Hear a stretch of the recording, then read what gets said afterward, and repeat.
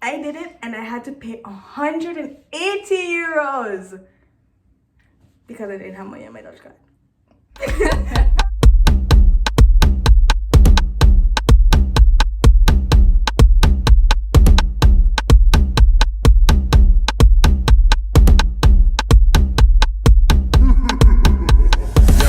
What's up, Memento? It's your girl Kai And your girl Namir, and welcome back to our YouTube channel. Guys, today we're going to be discussing 12 things you should know before furthering your studies in the Netherlands. That's 3. It's 12. 1 and a 2 is 12. Remember last weekend? Okay. So these tips are basically based off of our experiences. You know, I've been studying in the Netherlands for 2 years, and Shekinah is going to be making a year. October. So almost a year. So we basically want to share our experiences so you guys don't make the same mistakes we did, and you know, hopefully this can, you know, give you guys an idea of what you should expect. Should do and should not do. An idea of what you should do and should not do. Okay. An idea of what you should expect when you're traveling to the Netherlands. So guys, without further ado, let's get straight into the video. You got it right. Okay, tip number 1 is traveling. So as a student, you'll basically be moving from point A to point B with public transportation, unless you have a car or a bicycle. Yeah. Get the bicycle, guys. That was not a tip. But yeah, so you're basically moving from point A to point B with public transportation.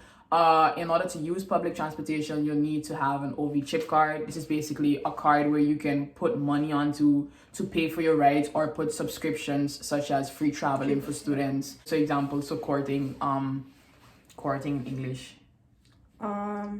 Sale? What is this? Like discount on your rides. Wow, yeah. English. Also with your trips, what's important to know with your ov-chip card is to remember to check in and check out. Basically, when you check in, you're basically paying for your ride. If you don't check in, if you're checked by a conductor, you can be fined. And if you don't check out, you know, you don't really care, but then you'll be charged a maximum fee for that ride, which is sometimes expensive. Yeah, so don't forget to check in and to check out. Aside from being able to upload your OV card manually, you can do it automatically. So what you would do is you can give NS permission to link your bank account to your OV chip card, and what they'll do is they'll deduct money from your bank account over to your OV chip card. Once your OV chip card goes under a certain limit. Yeah, so under 20, you could pick 10 or 20. You could pick your amount, and then they would transfer money to your OV card, so you don't have to keep do it manually doing it. But my advice is don't do that. I did it and I had to pay 180 euros because I didn't have money on my Dutch card. But I have an explanation. I was using my whip card at the time because that's when I first came from St. Martin, and my Dutch card wasn't, I just didn't use it. So basically, she didn't have enough. Being able to upload your OV card manually, you can do it automatically. So what you would do is you can give NS permission to link your bank account to your OV chip card, and what they'll do is they'll deduct money from your bank account over to your OV chip card. Once your OV chip card goes under a certain limit. Yeah, so under 20, you could pick 10 or 20. You could pick your amount, and then they would transfer money to your OV card, so you don't have to keep do it manually doing it. But my advice is don't do that. I did it and I had to pay 180 euros because I didn't have money on my Dutch card. But I have an explanation. I was using my whip card at the time because that's when I first came from St. Martin, and my Dutch card wasn't, I just didn't use it. So basically, she didn't have enough, and the catch to it is basically they will reload your OV chip card for you. Yeah, but if you don't have enough money, they'll continuously do it. So the amount you have to pay them will keep adding up, and that's what happened to her. So basically, they tried once, it didn't work. They tried again, then they tried again, then they tried again. Who gave them permission? She had to pay it back, and then on top of that, they added like €40 tax, and then I think €30 administration cost. Yeah, don't do it. Just stay away from it and go to the machine and press. Reloading the car is not really hard. It takes like 5 minutes. I would advise to just do that unless you're like a really organized person. I'll make sure kind of, you know. Look, I am organized. I don't know what happened. Tip number 2. Tip number 2 is housing. Okay, now an important thing to know about housing is figuring out beforehand whether or not you'll be able to write in on the address where you'll be staying. With this being said, it's because some accommodations in the Netherlands have a max amount of individuals who can write under one address. And an address is an important factor in the Netherlands. Like, you need an address for almost everything. To get your crib number, for example, you need a suitable address. So find out beforehand if wherever you're going, if you'll be able to write in under that address. Another important thing with housing is determining whether or not you qualify for housing allowance. This can come in really handy. Housing allowance is basically a compensation to pay rent for individuals with low incomes, such as students. In order to get housing allowance, you need to be 18 years or older. You need to have a Dutch nationality or a permanent or a valid residence permit. You need to be renting an independent place, so a place with your own front door where you're not sharing anything. You also need to meet the income and rental limits, and you also can't have too much on your savings. Now, you know, sometimes when you hear people say, you know, allowance, you know, like me, like back home, when you hear about child support and stuff like that, you know, it's 25 guilders, you know, you're just not gonna do it. But up here, it's not like that. That's money. Like, for instance, my rent is 561 euros, and I have housing allowance, and I get 195 euros from the government. So I basically just paid 366 euros for an independent studio. So it comes in really handy, and it can go up to the max, which is about 365 euros. So we're not talking no little money. Nope. We're talking big money. Big money. Yeah. Okay, our next important factor in housing is to be open-minded. When I first came to the Netherlands, I was living in with my cousin, and our landlord was returning, so our contract was basically expiring, so we had to move. Yep. Guys, this was difficult. Housing is just difficult to find. I really wanted to live with my cousin at the time, so we were looking at different apartments which we could share.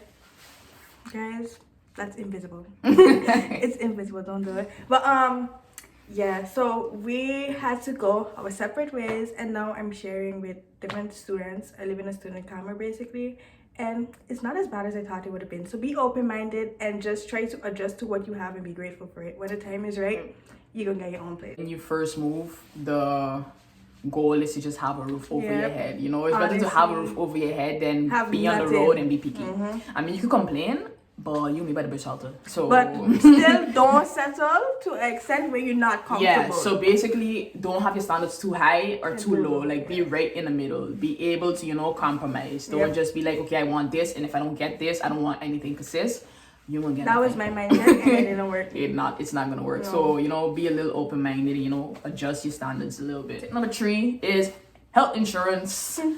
So in the Netherlands, it is basically mandatory to be insured, you know.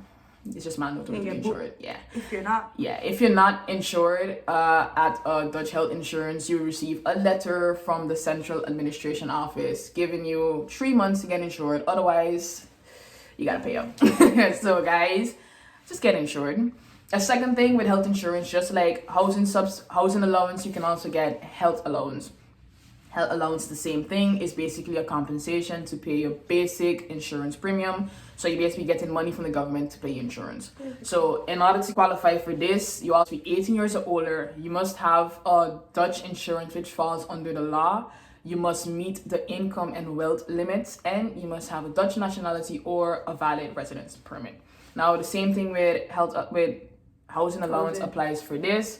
You're basically getting a good amount of money to pay for your insurance. For example, my insurance is 110 euros per month.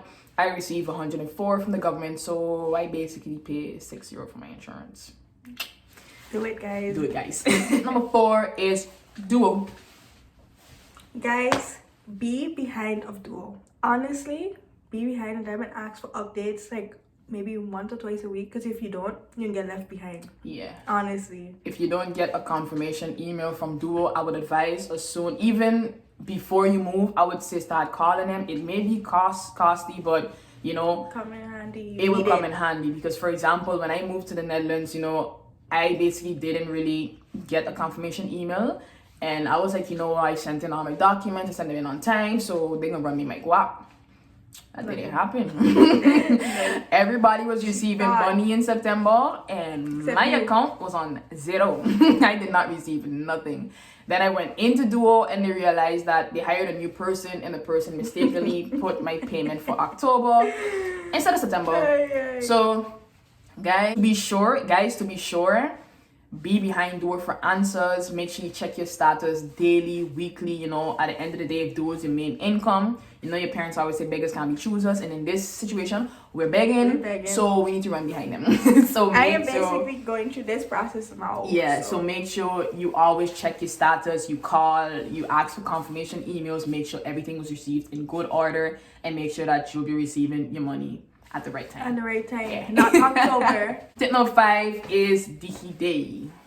Guys, DigiD is an app where you have all your personal information basically, and when you're filling out different government application forms, all your information is right there. So instead of having to fill out name, date of birth, address, it's right there. Guys, download it. It don't take up much space on your phone. It's basically your digital identity. Yep. So for any government-based site, if they need any personal information, you just sign in with the app and they have everything. At hand. So it comes in very handy. We're gonna insert a picture of the app somewhere here. Somewhere. Tip number 6. Yeah, number 6? Number 6, yeah. Right. Educational system. So you'll be moving to the Netherlands, you know, to further your studies. So it's very important to know the different levels that there are in the Netherlands, you know, to know what this means for you, what it means for your career, what it means for your student loan. For example, if you graduated from MAVO, then you qualify for the level MBO, and then you can know what this means for your career. Let's say you want to study for a doctor. A doctor is WAYO level. So then you would know what steps you have to take to reach there. Yep. Also, with your student loan, for example, MBO student loan is lower than HABIO. So then if you're making a budget beforehand, then you know how much you have to play with, you know, how much you'll be receiving. So know the different educational systems and what it means for you. Tip number 7, be open-minded. Guys, don't be afraid to integrate within society. Make new friends. When you come in the Netherlands, it's important. What you just do? Burp. Tip number 7, be open-minded. Guys, don't be afraid to integrate into society and make new friends. When you come to the Netherlands, trust me, you can make friends. You make friends. Like, when you come to the Netherlands, don't stick to the mentality, you know, I'm sticking to my circle. I have my friend group already, I don't need anyone else, because honestly and truly, sometimes you need new people to learn new things, you know, to maybe evolve into a better individual or even reach closer to your goal. Also learn about the culture, why not? Exactly, you know, sometimes you could learn things that your old friends don't know. So don't just be like, you know, yeah, I don't want no new friends, you know, I got my circle, shit. I got my circle. I don't need anybody else. No, that mentality is not for the Netherlands. Honestly, you need to evolve. So I'm not saying you need to make 1,000 friends, but be open to making new friends. Tip number 8. Basic Dutch words. Guys, this is very important. I came to the Netherlands and didn't know one word. Well, I knew a few words. Goedemorgen, goedenavond, you know, the basic. But try and learn the necessities, like the train, the bus, Guys, I'm trying, okay? Right. Just try to know the words that are necessary to get around in case of emergencies. Exactly, so people can understand at least what you're trying to say, or, you know, have an idea of what you're trying to say. So let's say, for example, you need to go to the hospital ASAP, and you over here telling them, you know, I need to go to hospital. They're gonna be like, huh? Yeah, or you over here telling them boom instead of Ziekenhuis, you know. It don't work, you know. So at least, you know, look up some basic Dutch words, you know, the ones that can come in handy in cases of emergencies, you know. Download Duolingo. Yeah, that's also a good one. Tip number 9, the Dutch culture. Now, you're moving to a new place, so it would be really handy to learn their culture, you know, to avoid conflict, to understand them better, you know, make it a bit easier to live amongst them. Like, for instance, when I came, I was born in the Caribbean, raised in the Caribbean. So for us, you know, if you see anyone, you better say good morning, you better say good afternoon, or you better say good night. They don't snitch. But when I came up here, you know, I entered the bus and I was like, good morning, you know. I didn't get no answer. Nope. And when someone else came in, no good morning, I was like, she rude? But as like the days went by, I realized that it was basically just a norm. It wasn't their way of living. It wasn't a part of their culture. They're not accustomed to saying good morning. I mean, some of them do. I'm not saying none of them do, but it's not, you don't hear it as often as you wouldn't hear it as often as you do at home. So you know, certain stuff like that to avoid conflict. Because let's say, you know, I went to the person and be like, you don't have no manners. Big conflict can start for no reason. So it's just their culture. Exactly, it's basically just their culture. So you know, just look into like the differences at least between your culture and their culture, so you know more or less what to expect when you move. Tip number 10: budgeting. Guys, this is important. Key. This is important. A lot of people, they see, okay, I have dual money coming in, so I can be fine. You know when you never see money before? Dual money? Rich. Budget is very important, else you can't do nothing. If you can't pay your bills, trust me. Exactly. Like, you need to remember at the end of the day, yes, you're getting a fixed income at the end of the month, but that fixed income is basically aimed to pay your bills. Unless you got like rich parents send you money every month. I don't have that. But, you know, unless you have like, you know, another source of income, still keep in mind that you have bills to pay. What I would advise to do is make, you know, a general budget where you just subtract your bills from your income, and then you know what money is actually yours, pocket and what money. what's your pocket money and what's your money for bills, you know, because up here ain't no going to the government bill and telling me I'll pay you back next month. No, you're out. You're out. And rent, exactly. you better start to pack, because they no rent this month. Okay, exactly. Doing. So guys, you know, make a budget, you know, so you don't fall in red and stuff like that. Make a budget. Number 11: email. It's important you have a personal email and a school email. Do not mix your personal life with your school life. It's going to be disorganized and you're going to get frustrated because you can't find this one from the administration office, you can't find this one from the government building. Don't do it. I would advise you to get 2 different emails, you know, so you can have a better insight, a better overview of your information. Keep them apart. Tip number 12 is peer pressure. You want to talk about that? I can talk about it. You go ahead. Right. So guys, I find this very important because I've seen way too many people come to the Netherlands and just broke out. They just it's like the Netherlands is a really big place, you know, and you see a lot of She stopped again. Hold your phone. Yeah, let me do that. You see a lot of things that you're not accustomed to, you know, and maybe like your curiosity level may spike, and that's totally okay. But it's not okay to pick up bad habits. Yeah, to get carried away with it. You know, maybe you see something you never experienced and you're like, you know what, I want to try it out. And that's okay. That's totally fine. I mean, we all did. We're not going front for YouTube. But if whatever you're doing or trying out isn't contributing to shaping you into a better individual after you try it out, cut it out. Leave it over there. Yep. Like, you need to remember what you came up here for, you know? To get that paper. Exactly. To get a diploma, to get your paper. So if whatever you're trying out isn't really contributing to that goal, leave it. And leave it alone. Leave it alone. The Netherlands either breaks you or makes you, and way too often it breaks students. You know, you end up getting distracted on different stuff, falling back in school, you know, having money problems and stuff like that. It can be avoided. It can be avoided. If you know you really don't want to do something, don't be peer pressured to do it because the majority is doing it. You don't have to fit in, you know? You don't need to fit in. You're meant to stand out. Exactly. So always remember that and stay focused and don't succumb to the peer pressure, to the distractions. Keep focused and keep your head up. That's the most important tip. Yep. That's the most important one. Yeah. This was all our tips.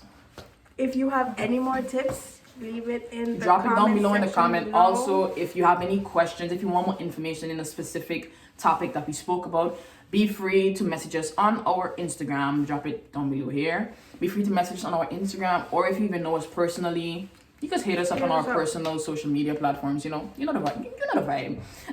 Also, everything we just discussed, we will drop the links below with more information. So for example, how you qualify for housing allowance, we'll put the links below with the specifics because we didn't went too in depth. So if you're interested, we'll put everything down below. Guys, I hope this video was informative. I hope you learned something from it. And if you want like another video of something more in depth, let us know down below. You ask, we deliver. Guys, thank you for tuning in. You know, good luck. Good luck and congrats to all the graduates. Forgot to say that. One chapter is closed, the other one is gonna open. You know, the grind never stops. Guys, until the next video, peace.